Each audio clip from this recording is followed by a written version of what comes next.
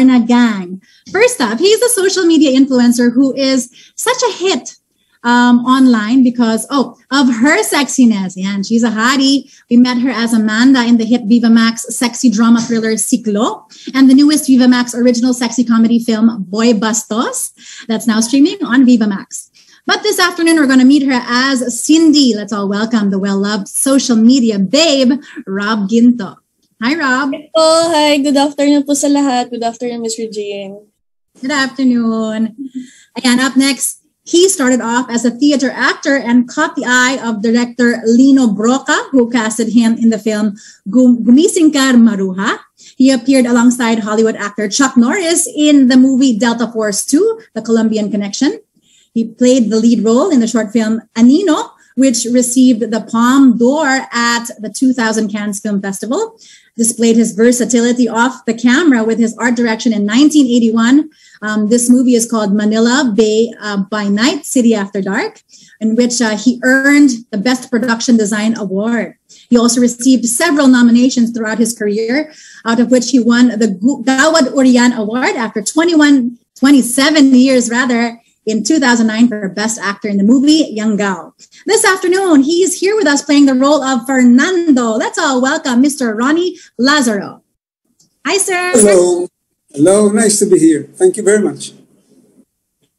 Next po is a former matinee idol, multi-talented actor, and Gawad Urian Best Actor for his movie, Dos Equis. Also, we've seen him in one of Viva Max's horror movies, Viernes Santo, and the Viva Max original films, House Tour, Barumbadings, and Deception. This afternoon, we're going to meet him as the ambitious Pedro. Let's all welcome Mark Anthony Fernandez. Hi, Mark. Uy, nasa Hello, Regine. Good afternoon. Good afternoon sa press. Good afternoon sa lahat ng Netsters. Happy to have you, Mark. Okay, up next is an actor, Thanks, and he's one of the most sought-after heartthrobs and leading men in the entertainment industry. He starred as Alonzo in the successful Viva Max originals Death of a Girlfriend, Becky's on the Run, House Tour, and the certified #1 Hugot movie film, Dulo. We also knew him as Gino in the hit TV series Encounter and the newest Viva Max original sexy drama film, The Wife. This afternoon, he is Diego, a playboy. Let's all welcome Diego Loizaga. Thanks, Mr. G. Wow, mas sought after heartthrob. Hi to all the press. Hi to everyone who's joining us today. And thank you again, Mr. Jean. Excited lahat that you're here with us, Diego. Yeah. Okay. Excited din siya. Okay. Up next is an award-winning actor who became popular for his romantic drama movies. Isang Daang Tula para kay Stella, Mr. and Mrs. Cruz, The Day After Valentine's, Miracle in Cell Number 7, On Vodka, Beers and Regrets, and More Than Blue. At ngayon hapon, nandito siya bilang si easygoing Juan sa Adarna Gang. Let's all welcome JC Santos.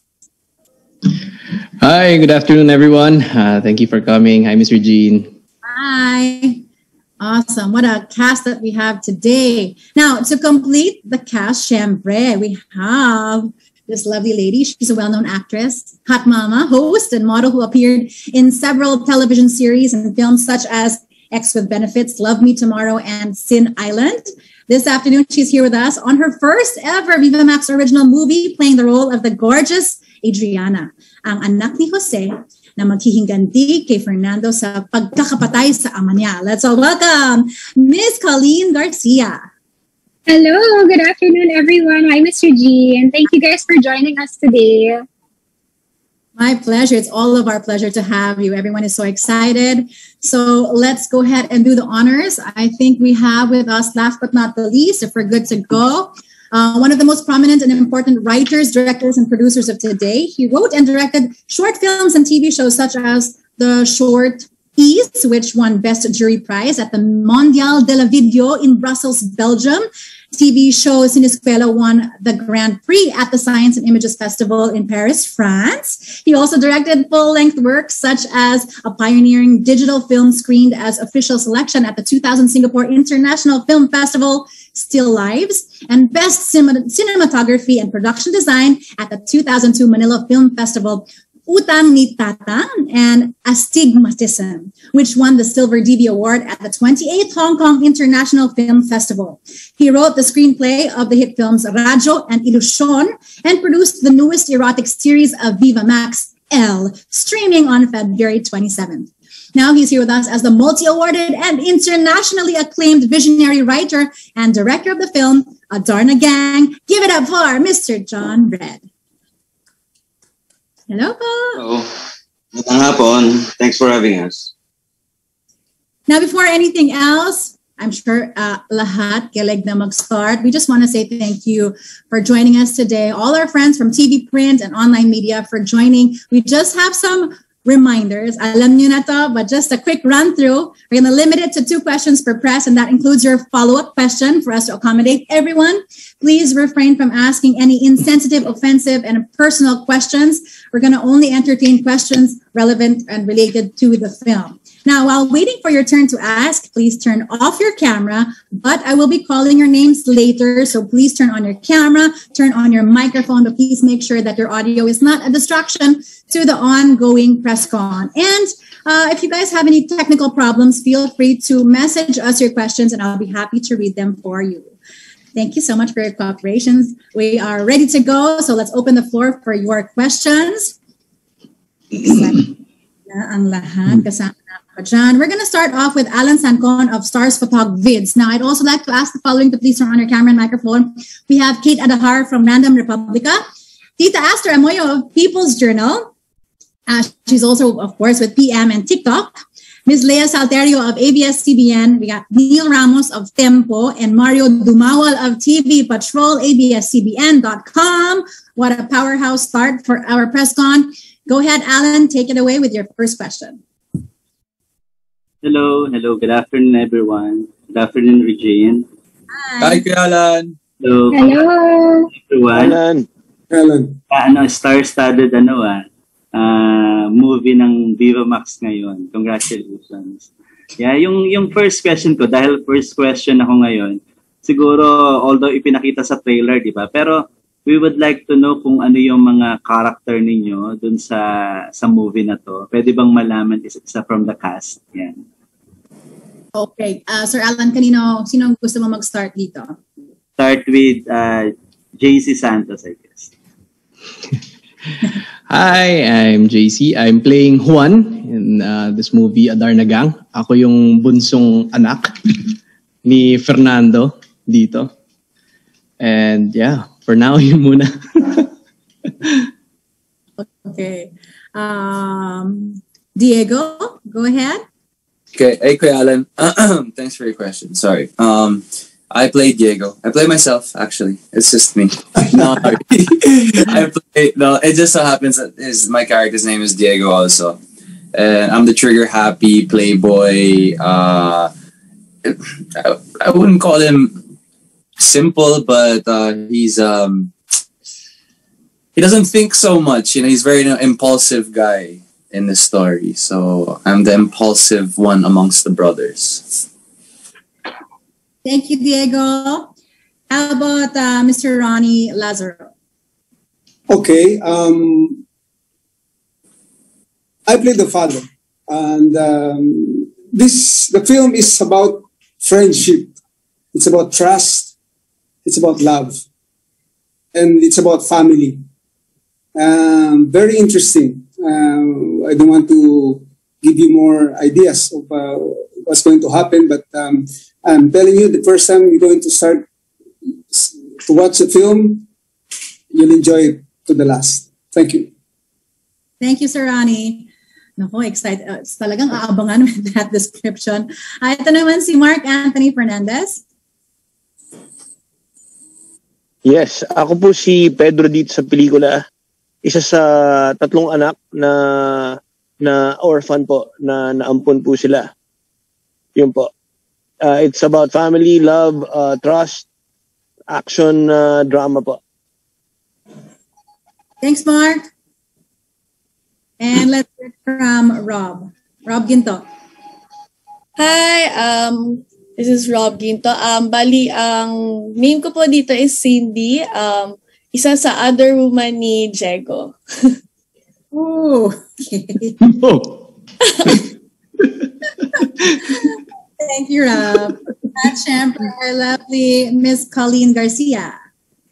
Hi, well, the name of my character is Adriana, and ayoko pa i-spoil yung connection niya dun sa family na yan. Pero si Adriana kasi meron siyang sariling family at may sarili siyang pagdadaanan na malalim na bubog, which will cause her to build feelings of resentment na siyang parang magiging story niya talaga. So, yun yung magiging driving force niya sa buong kwento na to. Got it. Thank you. Yung second question ko, dahil last na nagsumagot si Colleen, sa kanya ko na lang ito-throw yung aking follow-up question. Hi, Colleen. Welcome back. Hello! Long time no see! Oh, yeah. So, welcome back. I guess this is your first movie comeback, no? After mong mga anak, di ba? Yes.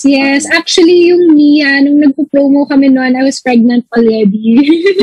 Kaya ito yung first na after Amari. So how was it? Kumbaga, na-miss mo ba yung paggawa ng movie? And yung question ko rin sa'yo is, kamusta? Kumbaga, ngayon bang mother ka na, mas magiging mapili ka na sa mga eksenang gagawin mo and parang mas magiging daring ka because you're a mother already? Ano yung parang aabangan namin sa pagbabalik mo sa show, especially sa Adar na Gang? Actually, kasi before this, yun nga, parang sabi ko, akasal na ako, magkaka-baby na ako soon, so siguro kailangan piliin yung roles and everything. Pero so sobrang na-miss ko, so sobrang tagal ko din na hindi gumawa ng pelikula. Not just because of having the baby, but also because of the pandemic. Kasi syempre ang hirap din nung taping ngayon, di ba? Sa tagal kong nawala, parang sobrang excited ako to be back, that I just want to be part of really good stories. And yung mga sinabi ko dati na hindi ko na gagawin to, hindi ko gagawin yan, yung mga sariling restrictions ko, I feel like now I'm more willing to experiment and I'm more willing to give what it needs, give what is needed from me for every story that I will be taking on. So parang, pipili pa rin ako because I don't want to be a part of something na hindi ako all in. Syempre, dapat kung pipili ka ng project, dapat todo bigay talaga and I have to give everything. So, you definitely have to pick the projects that I believe in para mabigay ko talaga lahat. And looking forward for more projects, Colleen. Thank you. Thank and congratulations, everyone. Looking forward to this beautiful Adar na Gang movie in Viva Max. Thanks, Thank you. Thank you, Alan. Thank you. Next up, let's call on Ms. Kate Adahar of Random Republic. Hi, good afternoon, Mr. Jean. My question is for Direk. Direk, kasi parang connected siya dun sa Ibong Adarna, no? Paano ba yung naging proseso ng pagbuo ng kwento and paano siya naging ganito, na isa pelikula?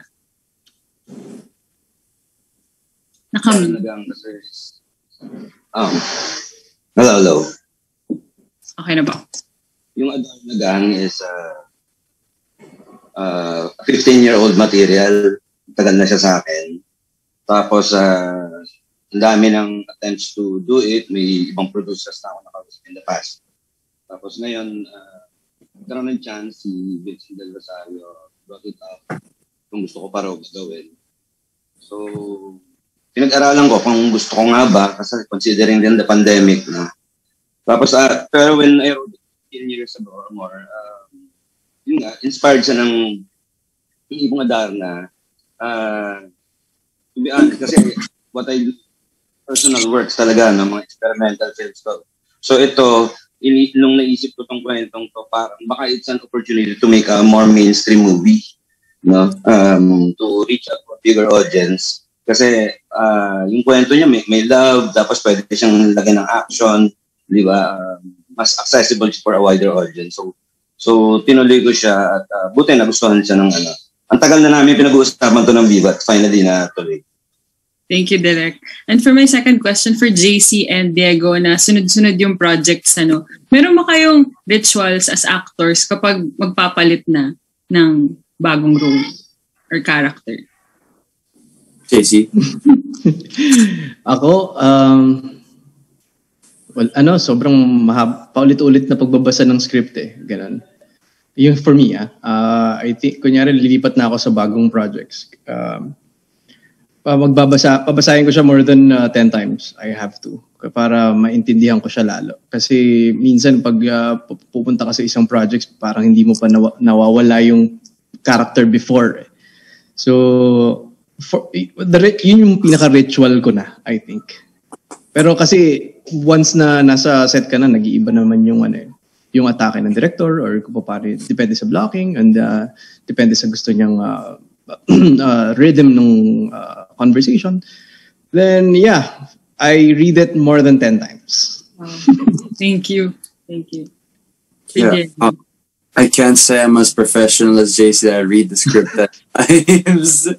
But tama siya na once I get like the gist of what the character, who the character is, inaantay ko din na dumating ako sa sets. Kasi sometimes when you read the script, I have a thought or like a picture of who or what the character is. Tapos pagdating sa set, iba pala yung parang gusto. So I always also wait. I see the dynamics of my character when we're on the set with other characters. Tapos I guess parang day one is always my most important day kasi doon ko nakikita na okay, ganito pala siya. But in this film, it took so long for me to have important scenes with the rest of the cast. So ang dami kong tenga sa show nito, sa movie nito. So yeah, it took a while. But same gist naman. Same gist with JC. Thank you, and good luck. Thanks, Mr. Thank J. you. Thank you. Ngayon naman tawagin natin the lovely Tita Aster. Hi, Tita Aster. Hi, good afternoon. Hello, It's nice good to see you afternoon. again, all of you. This is, if I'm not mistaken, this is your first time to work together, right? Lahat kayo mula kay Direk. Kayong lahat in the cast. Yes. In a way, yeah. Am I right? This is your first time to work together? All in one, yes. Yeah, all I in know. Yeah. And this is also the first time ni JC at saka ni Pauline at saka of course si Ronnie sa Viva Max. Right? Yeah. Well, yeah. Okay.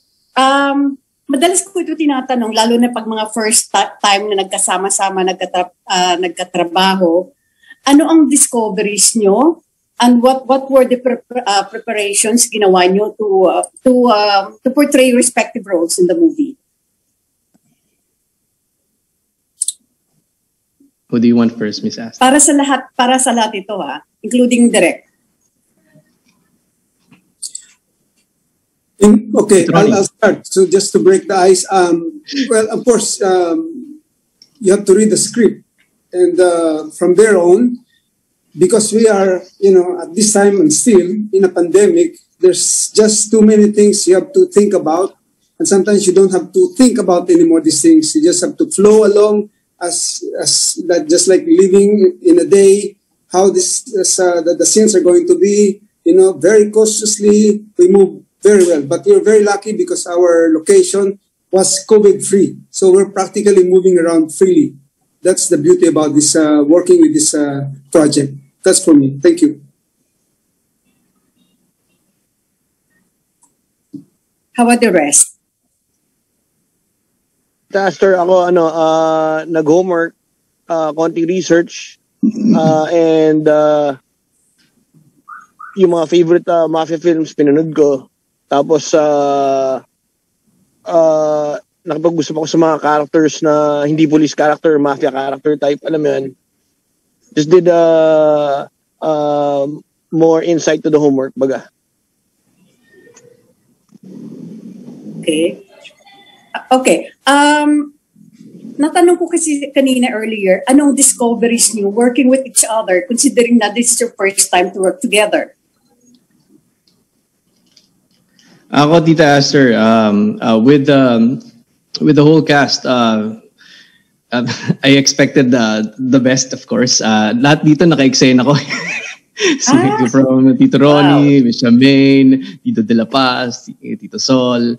And first time ko rin to work with Direk John and Direk Raymond on set. Akala ko the whole time may hirapan ako kasi nakaka-pressure yung cast eh. I remember first day, kinakabahan talaga ako with Miss Charmaine.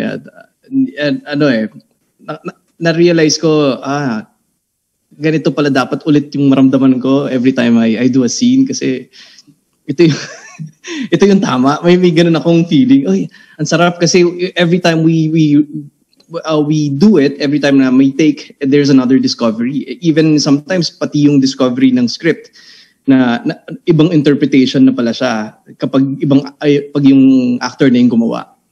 And yun yung ang sarap, yun yung masarap, kumbaga parang sa theater, every rehearsals gumaganda siya ng gumaganda. Habang umiinit, dun siya nagiging masarap. Working with Colleen, medyo nahihiya ako sa kanya eh. Nagulat ako kasi kala ko parang, baka medyo nasusungitan ako or something. Hindi naman, sobrang dali lang ng lahat ng nangyari sa shoot na to. Siyempre nakaka-pressure lang kasi I'm working with a lot of great actors here. At ang sarap lang na nasa paligid ko sila. Alam mo yun, yung spirito nila na parang, ay, ang sarap. Ayun, I enjoyed the whole thing pero it's medyo may bigat siya na okay, kailangan ko mag-step up ng game. Yeah. Thank you, JC. Si Diego. Hi, Diego. Are you back? Are you back? Secrets. Ayaw pa rin ha. Okay, sige, go ahead. Pangalawang movie mo na ito for the year ha? Ano po, tita? Second movie mo for the year after The Wife. Yes, second.